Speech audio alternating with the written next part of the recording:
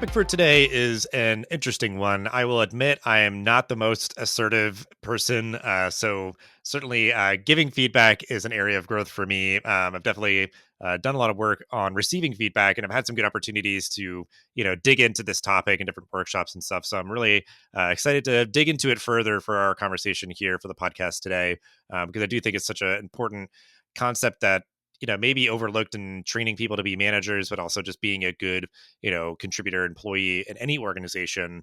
I think it's a crucial ingredient. But then sort of seeing how it takes shape, I think, in the unique environment of residence life, having student staff and different kind of supervisory relationships and things. So excited to dig into it. But we'll start out quickly with an introduction. Our guest introducing themselves and giving a brief overview of their professional background.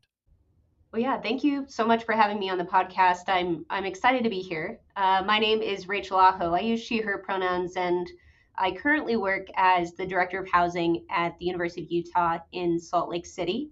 If you're not familiar with the U is located on the ancestral homelands of the Ute, Paiute, Goshute, and Shoshone nations.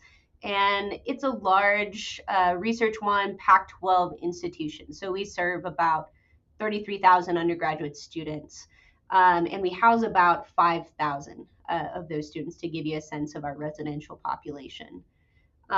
Professionally, I've worked here at the U for about 9 years and have worked in student affairs for over 13 years at this point at a variety of institutions, private, public, large, small, religious, flagship institutions. And so across all those experiences, though, the majority of my career has been spent working in housing and residential education. And I'm excited for this topic today too, because in my professional roles, right, I've supervised many different staff members, from those student staff members all the way up to director level staff, and in each of those settings and thinking about feedback, right, I've explored, I've practiced that, I've failed, I've learned and improved my thinking, I think, in how we give, how we even just wrap our heads around why this is important, and not just in supervisory relationships, but like you said, on our teams as a whole. So I'm grateful to be invited to join today's podcast to talk about this.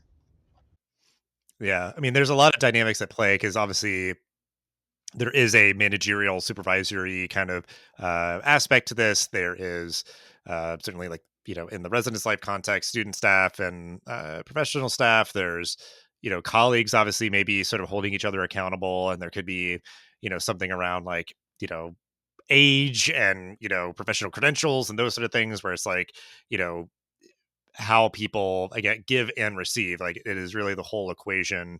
And things there can have people's egos get wrapped up in things or whatnot. So I'm sure we'll kind of be exploring all the different dynamics, but we'll start kind of bigger picture and then kind of zero in and zoom in. So what is your general philosophy on how to effectively give and receive feedback, I guess, and just kind of the work that you do? Yeah, thanks for that question. And before I dive into my philosophy too, though, I think it's important for us to define what we mean by feedback. So that informs my philosophy. And in my mind, feedback is really providing information to both, like you said, our colleagues, our peers, our supervisees, and that information can serve one of two purposes. I think feedback can either serve to reinforce and affirm current practices, or it can help to question and bring to light areas that we can be improving. And so, in that way, right, I think we often hear in conversations this idea of positive feedback and constructive feedback. In my mind, positive feedback, right, helps people to know what success looks like, and constructive feedback helps people to know what to do better.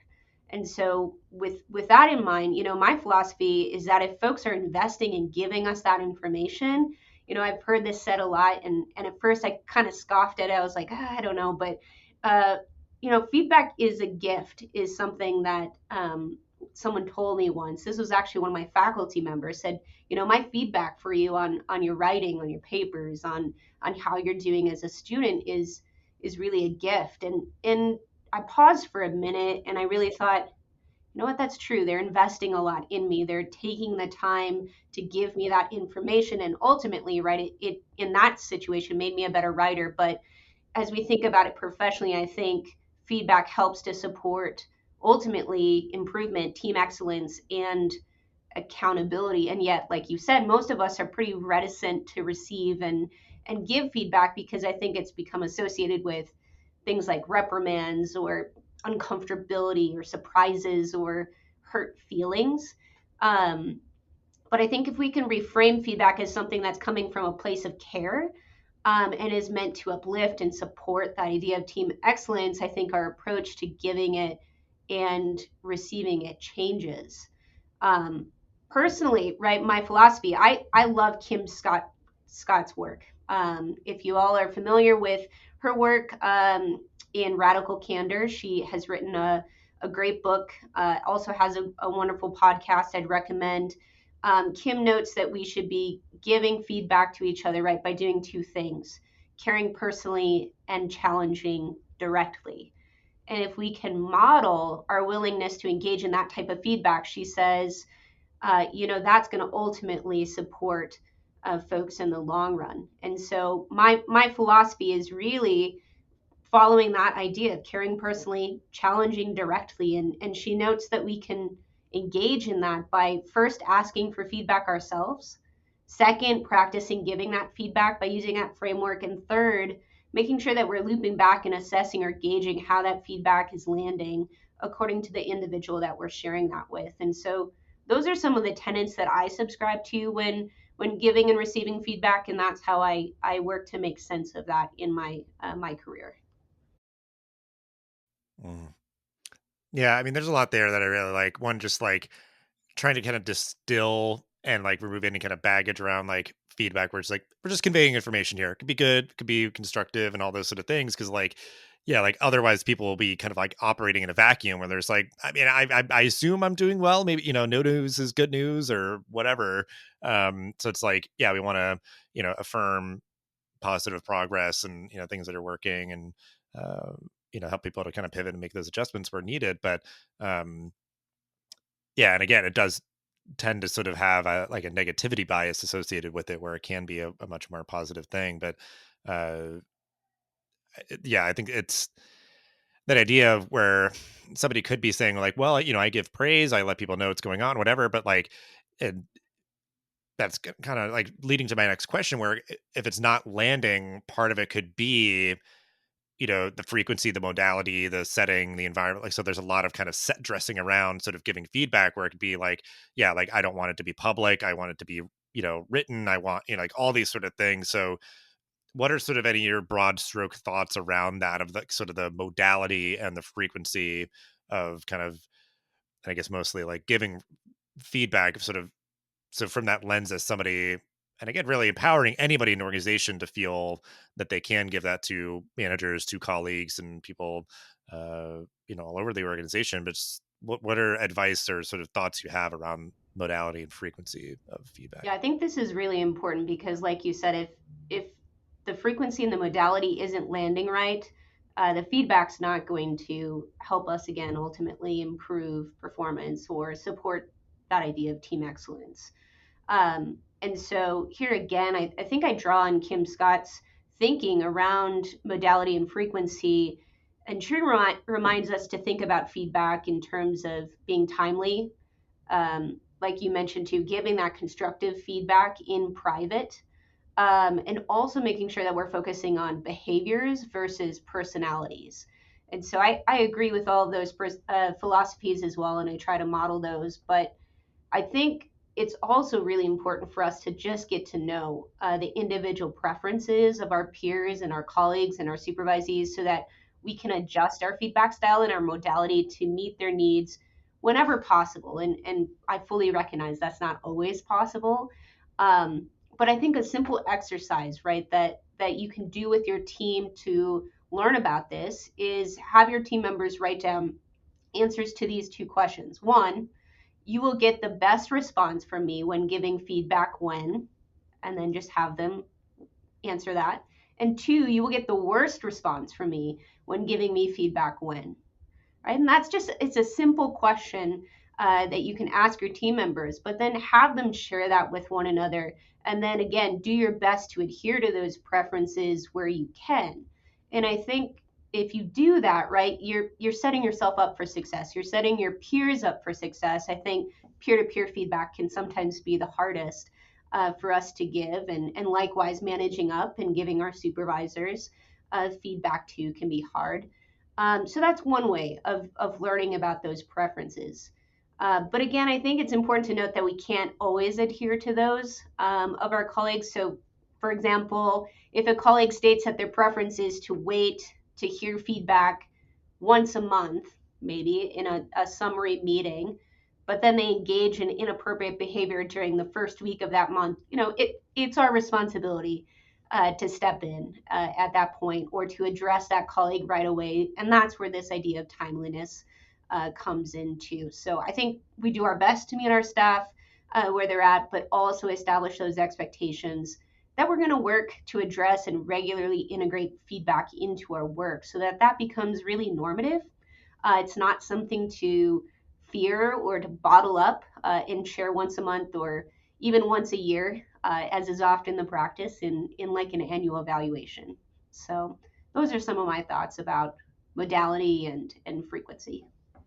Yeah, I mean, and they are good ones. Much appreciated. Because I think, yeah, like you can just. I think a lot of people have experienced those really bad examples where it's like a very shallow, review or something that happens once a year or something. So it's like it's vague, it's not timely, and so it's kind of just falling on deaf ear. It's just sort of like, all right, great, cool, thanks, whatever. So yeah, you want like I can think of those examples and also really positive examples where you can give really specific timely feedback where it's like you send an email and say it's like a group email, whatever, supervisor sort of bccs or does something like kind of replies back and says like, hey, maybe next time you want to do this and that, whatever, and this is why and all that. It's like cool, like I know it's like, yep, that little part there could have been more clear.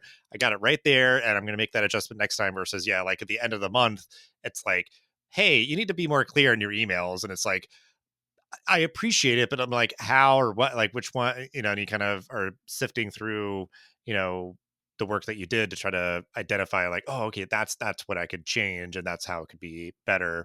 So the other thing that comes to mind is I've seen some good tools that because again, sort of the negativity bias with feedback, I think it starts to kind of, balance things out a little bit where you can create platforms for your team where you give everybody points and everybody can kind of celebrate each other very publicly and get points that you can redeem for this or the other thing. But like, I think it just kind of equalizes where it's like, yeah, a lot of people, and this is just a fact of life, but just, focus on the negative, like what's the next problem? What's the thing we got to solve, and those sort of things. And trying to just bring a little bit more into the ecosystem of being like, hey man, thumbs up, pat on the back, you did a great job with this specific thing. So like it really encourages that sort of, noting, milestones and kind of anecdotes and just sort of positive interactions and people, doing someone a favor and those sort of things. And like I said, it's like it's conveying information, like somebody who is in a leadership position, they're 30,000 feet up, but they can kind of, you know, skim over to this platform and see like, wow, like, like everybody's helping each other out. They're, having these positive interactions in addition to what other metrics they have. And if people aren't sort of performing to expectations, it's like, okay, we can have a fuller picture versus like all it is like, well, your life is determined by these three numbers and you got 2 out of 3, so like, let's wag the finger here and kind of get you back, on track or something. It's like, oh, I know that you've been like really like carrying a lot of weight for the team because maybe like people, were out sick and you helped to fill in and all these sort of things. It's like, yeah, but that's why you only hit 2 out of 3 because you were like being a team player and really helping everybody out or something, like, and I could see that because they gave you kind of the, the kudos for that, So I think those are important things where like there's some cool digital platforms that help with sort of giving people, more ability to celebrate each other. And then um yeah, I mean, it's so big of having timeliness and specificity, I think, just in terms of how you are giving feedback. And then, yeah, trying to get as much from your people as possible to get, their preferences to honor that. And I think just to kind of put the kind of cherry on top of all this to say, it's like, okay, I'm considerate of the modality and the frequency and the timeliness and the specificity and all that. Just to drive this home, like, what to you is really like the true kind of urgency, the importance of giving and receiving feedback effectively? Like, why would somebody be spending so much time on this in the first place? Yeah, I appreciate you asking that question because um, again, I think we there's so much fear around this that has been built up, and um, again, feedback I think is really this pathway to support accountability and team excellence. We know in higher education, right? There's increased calls for accountability all the time. That includes within our own environments, within our own departments, right? Sometimes the biggest frustrations um, are when feedback isn't being given, or when there's this feeling or lack of trust that there's not accountability, and that we're not all committed to the same goals. And so feedback becomes again a great tool to help ensure folks and reassure folks that we're all on the same page, that we're all working towards the same goals. And so without feedback, I think again we run the risk of having staff and our peers just kind of continue on and maintain the status quo, even if we know the status quo is not working. Um, I think we also run the risk, though, of not affirming the good work of our staff, which can lead to decreases in morale, feelings of burnout, lower motivation. The example you shared, right? If someone's been carrying a heavy load and they feel like no one has noticed that, and they're just grinding away day after day, that can be really demoralizing in some ways versus just getting that pat on the back or that shout out or that thank you. Feeling seen in the workplace really does matter and can support a healthy workplace as well. So I think we owe it to one another to give feedback, to receive feedback regularly. Again, to do that by caring personally, challenging directly as well. Um, I think if we fall too far on the end of either end of that spectrum, though, right, we need to think about how that becomes ineffective. So you asked, what's the importance of, giving feedback and receiving feedback effectively? We need to be careful to not kind of skew ourselves too far to the right or too far to the left. So if we're being overly direct, right, overly assertive or aggressive, that gets us to that place where feedback becomes fearful.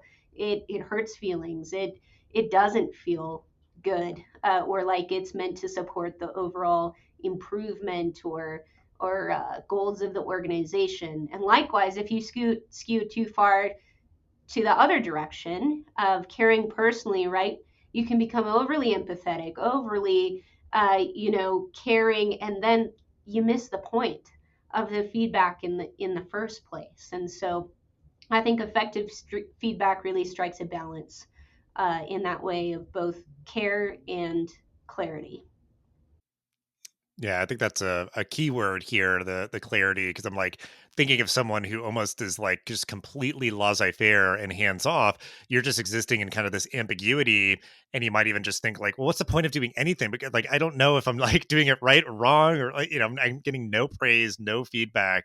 So it's like that sort of in a weird way, kind of like, sucking the air out and the motivation as much as being like, I'm working really hard and nobody's saying either good job or, you know, helping me to kind of reach even higher levels of success. Cause it could be like, yeah, you got here and you're maybe doing something like kind of inefficiently or whatever. It's like, here's some feedback. I think if you maybe, tagged in a team member or did whatever, you could, you know, be even, up here. So, uh, yeah, like, it's just part of a kinda healthy diet of, like, your work life of kind of, you know, certainly for managers and supervisors, I think to kind of model the way and then, create an environment where people feel comfortable just, from colleague to colleague and all that, just kind of, doing that readily.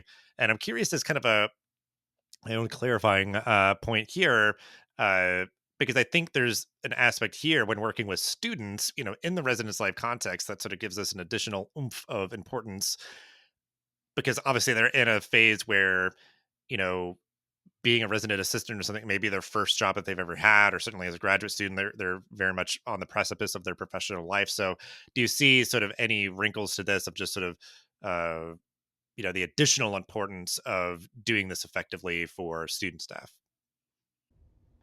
Yeah, I'm glad you asked that question, and I do think there's some differences in approaching feedback with student staff. One, I think, as you mentioned, right, this might be their first. job potentially. This might be their first time really working one on one with a supervisor. And in that case, I think, right, it's our job to also teach students and educate students about what feedback is. And sometimes we need to do that with our staff as well. But I think we need to set them up again, make that normative, create some processes where maybe in a one-on-one meeting that you're having, you're creating the norm for them, saying in every meeting, right, we're going to talk about at least one thing that you feel really proud of, one thing that you think you can be doing better, and I'm going to do the same for you. I'm going to bring one thing to that conversation every week that I saw that you are just knocking out of the park, and I'm also going to bring one thing that I think you can continue to focus on so that you can grow, right? In student affairs, right, we're educators.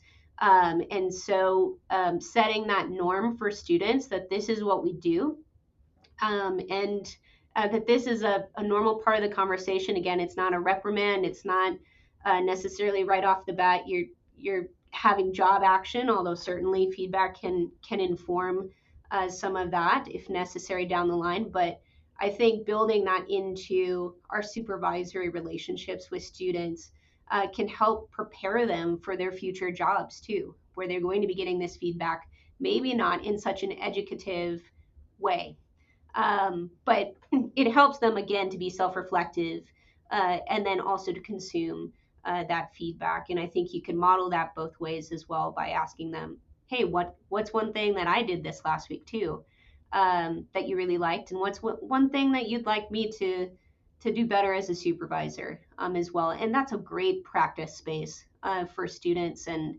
again, I think you can use some of those techniques with staff, but uh, just getting them used to again that practice of feedback is something that I think is a ripe opportunity for our student leaders. Yeah, I mean, it is so great. Yeah, just having that ability to kind of like get meta about it, where it's like, hey, we're gonna be doing this, and like you're like really trying to be developmental, or it's just like kind of doing it and then perhaps reflecting on it afterwards, where it's just like, okay, so how do you feel like that way? Where they could be like, I was like nervous as anything else, but like I think it went okay. Like I'm still here. I survived. Whatever. So yeah, I mean, I think that that's good advice, and yeah, it's one of those things where it's like, yeah, if you catch them at this early point in their, you know, life as a college student and everything, it's like, yeah, maybe everyone will be better off as we, all these people get into the workforce and are just, giving and receiving feedback effectively. So, um, yeah, so I think that's just a good thing to note. And I think as we're winding down, I think just to put kind of a finer point on it, because I think you've acknowledged certainly, folks who might be reticent about doing this and ways to kind of potentially address that. So, any kind of final thoughts, advice for folks who might feel reticent about trying to gear up on this and everything, if they haven't really been investing a lot in it prior. I think I just want to emphasize that feedback takes practice, and that it's okay if we don't get it right every single time. I know I've certainly given feedback to peers or staff members before and thought afterwards, hmm, like that didn't quite go how I wanted it to go, and that's okay. Um, and I think we only get better at this if we practice, if we reflect on that over time. And so I think another strategy that I might offer up to folks who are feeling nervous about doing this as well is encouraging you to tackle this as a team or work together on this as a team as well. So I had the opportunity to spend some time with the Residence Life team at Northwestern University this past fall, and they wanted to tackle this idea of feedback as a team, and specifically peer-to-peer feedback and accountability, and this idea of team excellence, and being able to carve out some space again to learn about each other as team members, learn about each other's preferences. We practice doing case studies, talking about hypothetical examples, starting off by giving praise to each other, and getting in the habit of doing that. Set the tone again for that whole team to know, like, we're in a practice. We might not do this right. We might step in it at some point. but this is important to us. So setting the tone with your team, if you have that opportunity to do that, and I'd encourage you to do that. So again, it opens the door for folks to practice. And if you're not able to work as a team, too, let your team members know or your peers know that you're practicing. That too, I think it's perfectly okay to say, hey, I'm going to test out some new things in our one-on-ones. I want to practice giving feedback more regularly, integrating that into what we're doing. And that way, again, it's not going to shock your staff members, not going to shock your peers. They know it's coming. They know this is something that you're working on in that way, and then they can give you feedback again and say, hey, that went well. I liked that. Thanks for the shout out. Or you can reflect with them and say they can say, all right, next time this might have been a more helpful approach for you. So that's just one example of playing around and with getting and receiving feedback, and I encourage folks to just give it a try. Approach feedback again is something that can ultimately help to support your team, support your own performance, and I'd say it's worth the risk. Yeah. Yeah, definitely time well spent for everyone's sake, doing this. So, you already mentioned radical candor. We'll definitely put that in the show notes. Anything else on your mind that would be good resources for folks to check out on this topic? Yeah, the two other resources I'd mention are just the book Crucial Conversations. So it's a great book. There's a training series that goes along with Crucial Conversations as well. That's particularly helpful if you're needing to have some harder feedback conversations or constructive feedback conversations. And then the other resource I'd mention is Dan Pink's work. So he's published a book called Drive, which is about employee motivation. And I think from a point of giving feedback or affirming um, positive feedback in practices as well, uh, Dan's book is really helpful in thinking about that from a positive lens. Awesome. Some great homework for folks to check out. And just appreciate your sort of, uh, just deep interest and knowledge and sort of enthusiasm for this topic. I think, again, it's one that's time well spent for any organization, any team to really be investing into and to be really comfortable, like you said, kind of iterating on and building upon and, pushing through that discomfort, that reticence and everything, because everyone will benefit. You'll be just part of more, effective and just positive cultures, uh, by going through this work. And so I appreciate you sharing all that you did. We'll have ways to connect with you. And again, all the stuff we mentioned in the show notes. And I just have to mention it for anybody who's watching the video of this. And if maybe they want to go back and watch it, you've had this like transcendent light coming through the whole time. And it's just like you're shining a light on this wonderful time. I've been like watching it the whole time where it's just like, oh, it's so perfect. Just like beautiful light that you are shining on this topic. But yeah, so I'm so grateful again for you to share all of your expertise, and thank you for your time. Yeah, thank you once again for having me.